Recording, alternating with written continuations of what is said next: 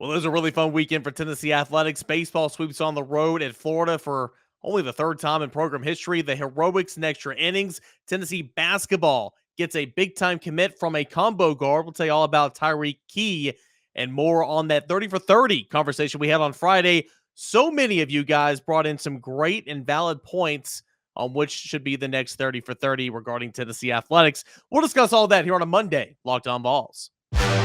You are Locked On Vols, your daily podcast on the Tennessee Volunteers. Part of the Locked On Podcast Network, your team every day.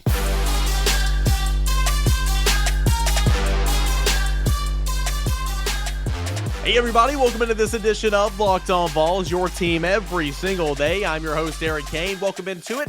It's a new week of Locked On Vols. If you're new to the show, here's a little bit that you need to know. And that rhyme, I didn't even plan on that. You can find this podcast on Twitter at Locked On Vols and at _Caner. I'm Eric Kane. I'm your host.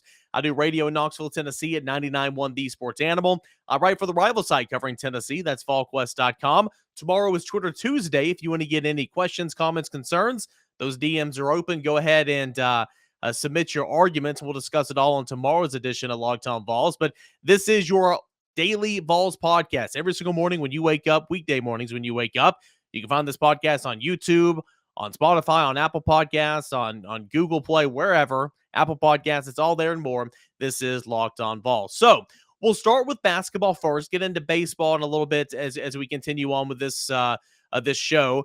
But we know that Tennessee basketball needs some work, and that's just the day and age of Tennessee of college basketball. Really, you got the transfer portal. Now you have name, image, and likeness. You're going to see tons and tons and tons of movement, music as well, but movements. And Rick Barnes kind of spoke on that in the Big Orange Caravan last week a little bit as well. So Tennessee essentially had 4 spots to fill heading into the weekend because of losses to the NBA draft, whether it be Kennedy Chandler or to the transfer portal, whether it be Brandon Huntley-Hatfield, whether it be Hanjay Tumbaugh, Quentin DeBunje, whoever else.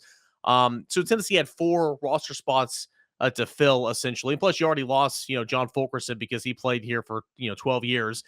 And Tennessee's in on a couple of guys. They missed out on one key guy last week, but were able to bring in another guy that they really, really like. And they're still after yet another guy. We'll see how all these guys are here in just a moment. The first guy you need to know is Tyreke Key. Tyreke Key has committed to the University of Tennessee. He is from Salina, Tennessee. And for all you Salinians out there, if I'm mispronouncing it, I do apologize. Literally never heard of it. So I would assume it's somewhere in West, North Tennessee that, that's, I consider that. Again, a lot of you guys out there listening, I'm from East Tennessee. I go to, I've traveled all over this country, but haven't spent a whole lot of time in West Tennessee. I'll just leave it at that. I've been to Memphis a couple of times, but that's, didn't spend a whole lot of time there. But Salina, Tennessee, if I'm mispronouncing it, I do apologize. But Tyreke Key is from Salina, Tennessee, but he was an all-conference superstar type player the last couple of seasons at Indiana State. He is a combo guard. He's a shooting guard. He's a scorer. He can play point guard if you need him to, but Tennessee's still in the market for a point guard, obviously. But Tennessee just needs a scorer. I mean, point blank, you need a scorer, right? You got some from Santiago Vescovi. I get that. Josiah Jordan-James stepped up in a big way. I get that. Kennedy Chandler was, added a ton of scoring as well. But Tennessee needs some more points offensively. And, Tyreke Key is the guy that can really start to add that, in my opinion. He committed to Tennessee over the weekend, and for his career at Indiana State, he averaged 45% from the field, 14.5 points, 1.7 assists, 4.4 rebounds. He's played in 114 career games. He is a 3-time All-Missouri Valley Conference player. A couple of, his freshman year, he was a second-teamer. His last 2 years, he was a first-teamer. His sophomore year, he was the Missouri Valley Conference Most Improved Player. And he's a really nice three-point shooting specialist. So you look at his numbers here throughout his career, and he shot 32% from the field from three, as a freshman in 2017-18. That shot up all the way to 44% in 2018-19. Came down a smidge, 38%, which you'll still take that every day of the week in 2019-2020. In 2020-2021, it fell down to 31% from three, and he didn't play this past season due to off-season shoulder surgery. So Didn't record a stat whatsoever this past year, but as a graduate transfer, he is coming to Tennessee, and a guy that has shot the three ball very, very well throughout his career. Again, those are the 3-point shooting percentages throughout his career. You go just to the points per game average, 8 points per game as a freshman. And every, he stepped foot on the court, he plays, right? Played in 30 games his freshman year, 31 games as sophomore, 30 games junior season, and 23 games before, of course, that injury not this past season, but the season before that, 2020 and 2021. So 8.3 points as a freshman, 17.4 points as a sophomore, 15.6 points as a junior, 17.2 points as a senior the last year he played, and of course, exhausting his eligibility and coming back and playing for Tennessee this next year. Rob Lewis, VolQuest.com, who we're likely going to have on the show probably tomorrow, did a nice impact analysis piece of Tyreke Key at VolQuest.com over the weekend. 6'3", 205 pounds. Again, he's coming home in a sense where he attended Clay County High School. He chose Tennessee over Texas Tech, North Carolina, Oklahoma, and a couple of other big-time players as well. Here is the scouting report from his high school coach at Clay County, Rob Edwards, and Rob Lewis reached out for comment on him.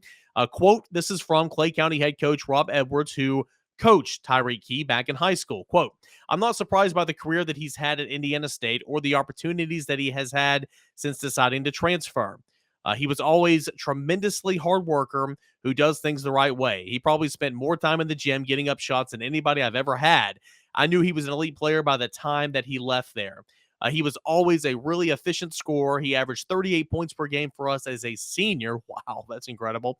But he didn't take a lot of shots to get there. Now I need to see the math for that, right?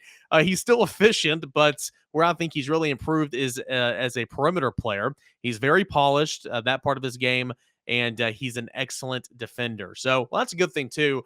You're not going to play unless you defend, right? I mean, we know that from Rick Barnes. So that's great to hear from a former coach that he's a really, really good defender. Rick Barnes will have a say in that as well, obviously, but that's where Tennessee stands kind of right now. Of course, Tennessee's going to return Zakai Ziegler. Tennessee's going to return Justin Powell. B.J. Edwards, Josiah Jordan-James likely will return. Santiago Vescovi likely will return. So the backcourt's got some firepower there, but you're going to add a tremendous, really just a score to that mix. He averaged, again, 17.2 points per game his last season at Indiana State. He is the sixth leading scorer in Indiana State history at 1,650 points. His three-point shooting tailed off again that last year to 32%, but he was one of the most accurate shooters in the country from long range as a junior, making it at 44.5% beyond the arc. And Tennessee, of course, still in the market for a true point guard. St. Louis transfer Yuri Collins is a guy that Tennessee's still in on, still looking to try to get, Jordan Phillips from the high school ranks. The Vols were recruiting Kansas State transfer Pack, who committed to Miami on Saturday, but, of course, Landon Key kind of lightens that blow as well. So give that impact analysis a look at VolQuest.com from Rob Lewis. We hope to chat with Rob Lewis on tomorrow's program to give us more information on Tyreke Key. So, good news for Tennessee basketball. Able to add an impact player, a score, coming off an injury where he didn't play at all last season. So we'll see what he has left in the tank. And a guy that shot the three ball just about as good as anybody in the country just 2 years ago is coming to Tennessee. So that is a good thing. Tennessee baseball. Wow. What a series win, a series sweep at Florida over the weekend. And it didn't end without some heroics on Sunday by two guys with the same first name. That name is Christian. We'll tell you all about that and more coming up next here on Locked On Vols. But first, I'll tell you about Built Bar. Built Bar, the new puff bars. I've told you about those infused in protein. They're marshmallowy, they're cinnamony, and say that 10 times fast. And it's a great alternative to, candy bars, right? It's a great alternative to those unhealthy snacks that you and I both indulge in late at night, maybe the middle of the night, maybe for breakfast. Instead of eating a banana or an apple, you eat something that's just not so good for you, a donut perhaps, right?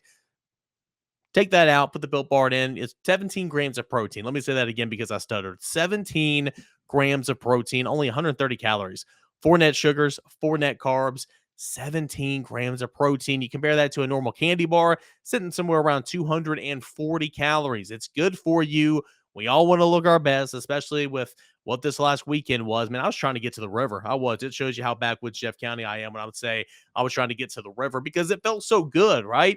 And that's probably going to be the plan every single weekend from here on out. And it will be for you as well. Built Bar can help you look your best when you're looking for a safe and healthy alternative.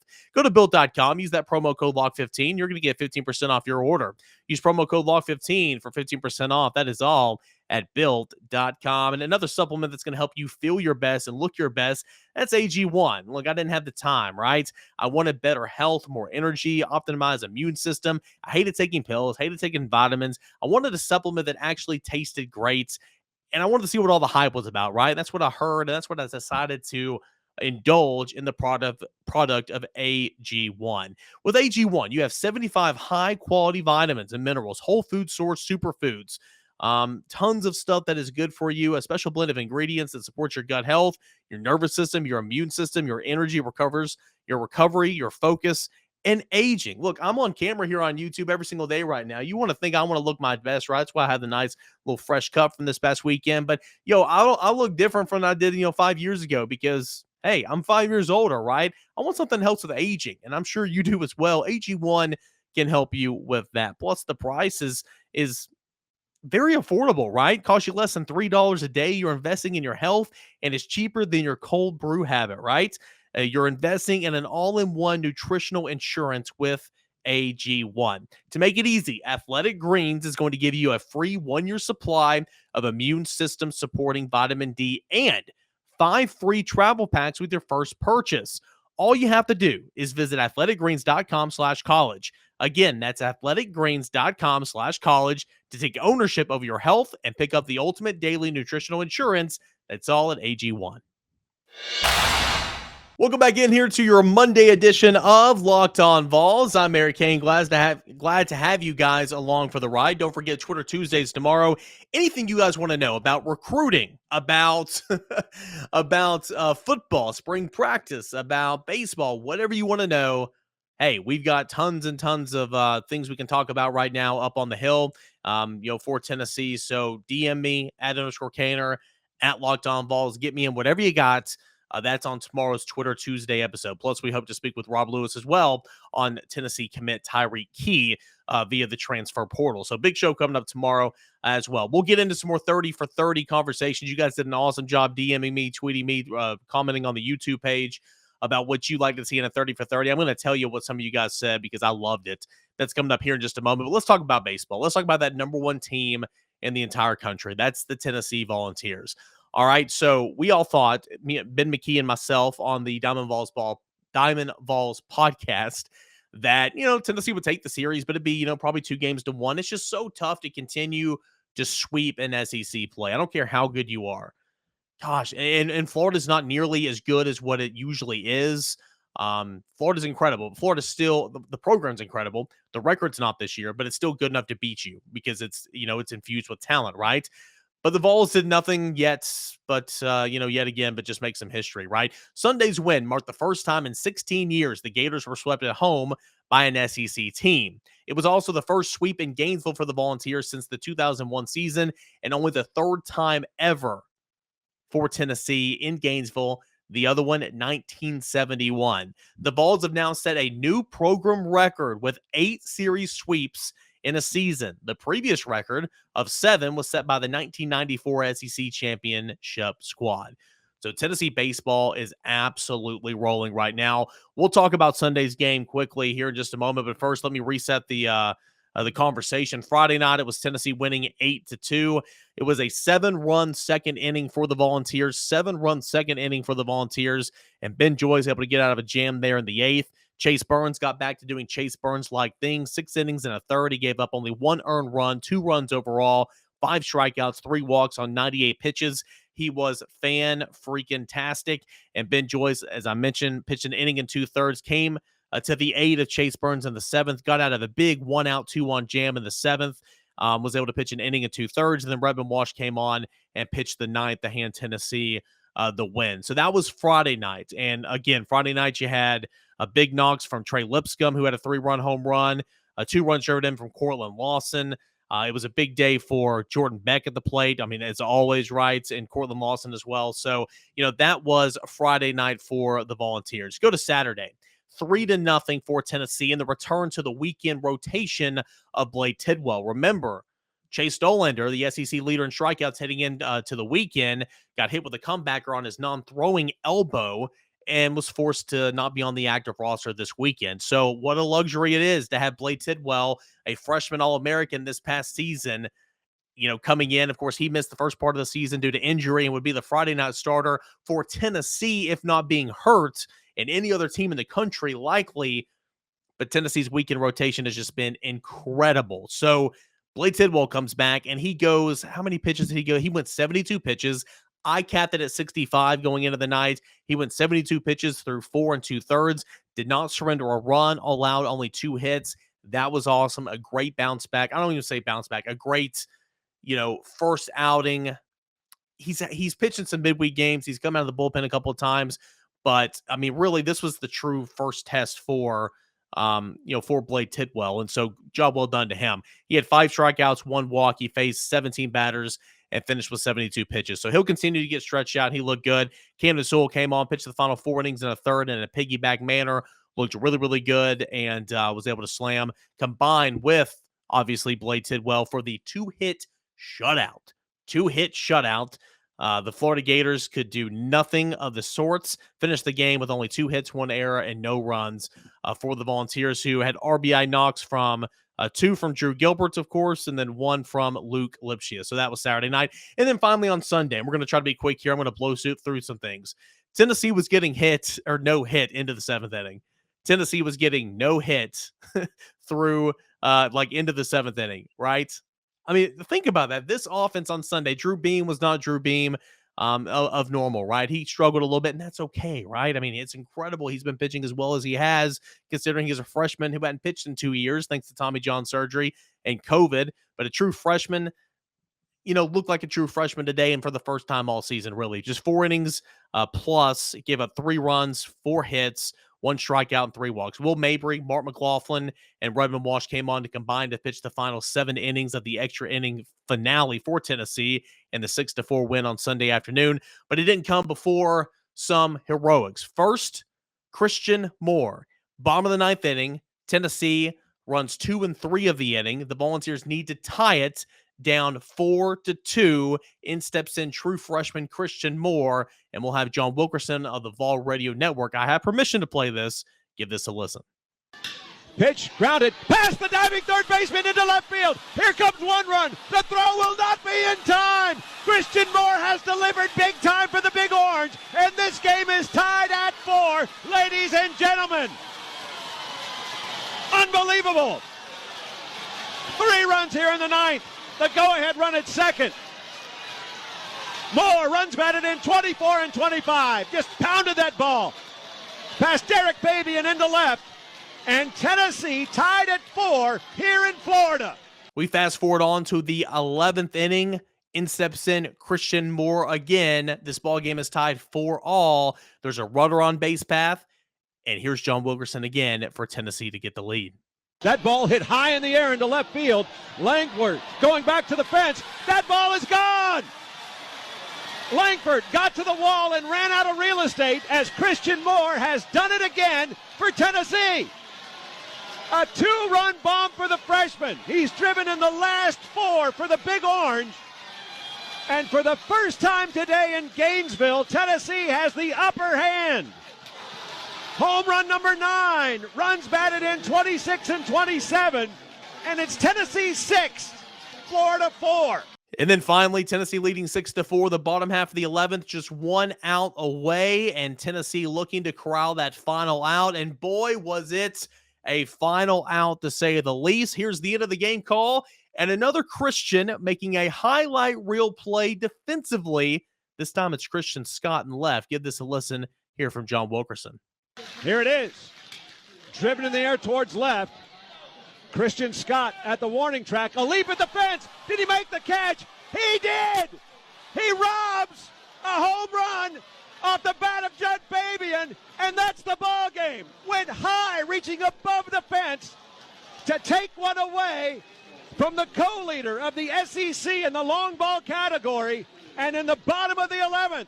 1, 2, 3, go the Gators. Time to break out the big orange brooms once again. Tennessee gets off the deck, ties the game with 3 in the 9th. Christian Moore, the 2 runs to tie it. Moore with the 2-run home run in the top half of this inning, the 11th, proves to be the game winner for Tennessee. Again, the Volunteers get the job done on the finest of defensive plays that you could hope for. The leaping grab above the wall in left, and the Volunteers outlast Florida to get the extra inning win today. In Gainesville, Tennessee says hello win column for the 37th time, and for the first time, an SEC team is 17-1 in conference play. Give all 3 in Gainesville to the Big Orange. Final score, Tennessee 6, Florida 4. Again, that's Sean Wilkerson on the call for the Vol Radio Network. I have written permission from the Vol Radio Network to play all that. So in case anybody has a bugaboo there, I've got it. Come at me. Tennessee now 37-3, 17-1. 37-3, 17-1 on the year. How about it? Top-ranked Tennessee getting a sweep at arch rival Florida.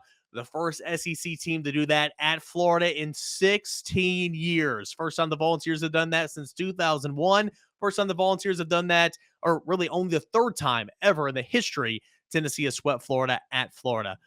Whew. 8 series sweeps on the season, a new program record for Tennessee. The Volunteers continue to roll. All right, we'll talk more 30 for 30. Hey, maybe there'll be a 30 for 30 about this Tennessee baseball team one day. We'll have to see how they finish in Omaha. Not there yet. Got to go through regional SEC tournament, regionals, sub-regionals, and then, of course, to Omaha. But it's going to be a fun ride talking about that from here on out. Let me tell you about my friends over at BetOnline before we get into 30 for 30 conversations. BetOnline.net, your number one source for all your sports betting, sports stats, sports information. Find all the latest sports reviews, news, including this year's NBA playoffs. What about the start of Major League Baseball season? BetOnline is your continued source for all the sports wagering information, from live betting to playoffs, esports, and of course, you've got reality television as well. They have everything over there at betonline.net. You guys know me. I'm a big baseball fan. You can go every single day, place the over and the under on the run line. You can go money line, who's going to win between, the Sunday night baseball game that's happening right now at the time of this recording, or, that big ESPN showcase that's on before or after the NBA playoffs this week. You can find all different ways to bet on every single baseball game, and that's all at betonline.net. BetOnline.net, it is where the game starts. We got a final segment left here of Locked On Vols. This is your Monday edition. I didn't get this in last segment, so I do want to do a little plug here. First time ever, Locked On is hosting the live coverage of the 2022 NFL Draft from our studios in Dallas. Obviously, I'm not in Dallas. I'm not that big wig. But you pick-by-pick analysis from the local team of experts and draft gurus. Tune in all 3 days as our draft team guides you through every single pick, every single trade in real time. It all starts on Thursday, April 29th at 7 o'clock Eastern Time. It's available on the Locked On NFL and on YouTube and on the Odyssey app. So if you want continuous draft coverage, but you don't want to hear from those guys on ESPN, they give it to you. Tune in to our team at the Locked On NFL YouTube page, and they will have it there for you. Okay, so Friday, we did this really awesome topic that I thought it was awesome. We did it, and it was a 30 for 30 regarding, Tennessee stories, right? So the Shark documentary, 30 for 30, came out, and it was on Greg Norman. That was last week for ESPN. And so we did what we do, and we thought of some ways we can make a Tennessee spin to it. And you guys know, if you listen to the show on Friday, if you haven't, go back and listen to it. There's so much ammunition for doing this in regards to making a 30 for 30 about the University of Tennessee if there were to do it. The one that I gave out was the entire 2017 coaching surge, from athletic directors going rogue to being fired, to Shiano Sunday, to a coach that was in place and the boosters saying, hey, we don't want to pay the buyout, to every coach that was linked to the job getting a pay increase, to ultimately Philip Fulmer coming back and landing on Jeremy Pruitt. That was insane, right? You could do the night Lane Kiffin left. There were some other notable ones that I gave out. Shiano Sunday just in itself, right? But you guys took to the Twitter machine and tweeted me, DM me, gave me some great ones. You also went to the episode on YouTube and commented on the YouTube episode, and that is okay too. I want to read off some of the ones that I saw that I really really liked from you guys. All right, Victor says, "I'd like to know what happened behind the scenes in the Butch Jones era. How did he keep losing players and losing to Florida with superior talent? How much is he to blame? What really happened with Jalen Hurd, Alvin Kamara, and Preston Williams? What about Trevor Lawrence? Did Jones really not want him?" That'd be a good one, too. That's from Victor. Let's see here. If you haven't checked out A Decade of Dominance, it details the rise of Tennessee football in the 90s and our national championship in 98. Okay, that's awesome. Appreciate that, Andrew. Doug says, General Nealon going to the war multiple times, then coming back and winning a national title a few times. That's a good one as well, for sure. Pat Summit or a Condridge Holloway story would make the best 30 for 30, in my opinion. 100%. There's been some things done, I know, on Pat Summit. I'm sure there's been some things done on Condridge Holloway, but you talk about, barrier breaker, right? Condridge Holloway, what he's done for college football, the Southeastern Conference at the quarterback position. So that would be a really, really good one. Thanks, Gene. I appreciate that. We'll go to Pat. Oh, I like this one. I'd watch 3 Shades of Orange, the Rick Barnes story. Wow. Clemson, Texas, Tennessee, success and conference championships and Coach of the Year awards at all 3 stops. I like that a lot. It would make it even better if he's able to win a national title at Tennessee. That is still yet to be done. Hey, there's always next year, right? But 3 Shades of Orange, the Rick Barnes story. That is a fan favorite for me. That is from Pat. I appreciate you there. Let's go here to Joel. The day everything changed for football, the 2001 SEC Championship versus LSU in Atlanta, Georgia. Football has never gotten back to that type of championship level since. That's over 20 years. That is true, Joel.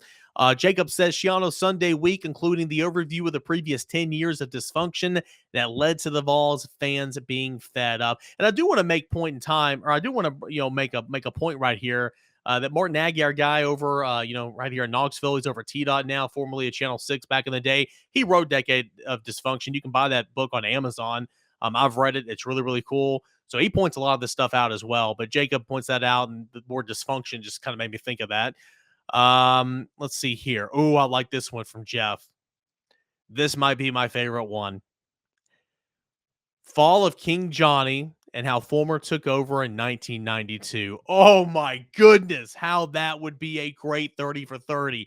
You're talking about Johnny Majors. Just Johnny Majors in itself. Somebody else DM me, I believe, and said Johnny Majors. I couldn't agree with you more. Should have won the Heisman, player, Tennessee bred, all that type of stuff. Goes on and starts a coaching career and wins a national title, comes back to Tennessee. Oh my goodness. I mean, you talk about, Johnny coming home, right? And then doing so much at Tennessee and then ultimately getting sick and being removed from his position, only for his former player and his offensive coordinator, Philip Fulmer, to step up and take over the job. A lot of people say there was some politicking there. A lot of people said there was some, King of Thrones action going on there. And of course, you fast forward, almost 20 years later, 19 years later, and it kind of happened again. So that would be, that would be a good one for sure. The fall of King Johnny and how Fulmer took over in 1992. And I know people who played for both of those coaches, who love both of those coaches, who say it's just incredibly awkward how they wish that the two of them would have obviously gotten along. But man, that would have been a really, really good one. And then another one I'll say is Inky Johnson. Of course, we all know Inky Johnson for what he does now. But I do remember when Inky Johnson played at Tennessee. He was a cornerback. I remember the game he got hurt, Air Force. That'd be a really, really good one as well. So there are so many fantastic stories I didn't even mention on Friday's show that I brought up here that you guys brought up. So I thank you guys for buying into this show and for participating. That was a fun episode that I did. One of my favorite ones I've done. Didn't get the views that I thought it would, but that's okay. It's all about having fun, and it was engaging. And you guys certainly engaged a lot of this. We're very interactive with it, so I can't thank you enough. That's going to do it for a Monday show. We talked Tennessee baseball and what it did in Gainesville. We talked about Tennessee's new guard commit in Tyreke Key. We'll hope to catch up with Rob Lewis on tomorrow's show. And, of course, we will have Twitter Tuesday. All that and a whole lot more coming up for the rest of the week. It's draft week as well. We'll preview the NFL draft and VFLs who hope to be drafted. Thank you guys so much for making Locked On Vols your first listen. Check out Locked On the NFL Draft. Make that your second listen right behind Locked On Vols, which again is your first listen each and every day. Guys and gals, thank you so much. Really do appreciate it. We'll talk to you again tomorrow. Until then, enjoy the rest of your Monday, everybody.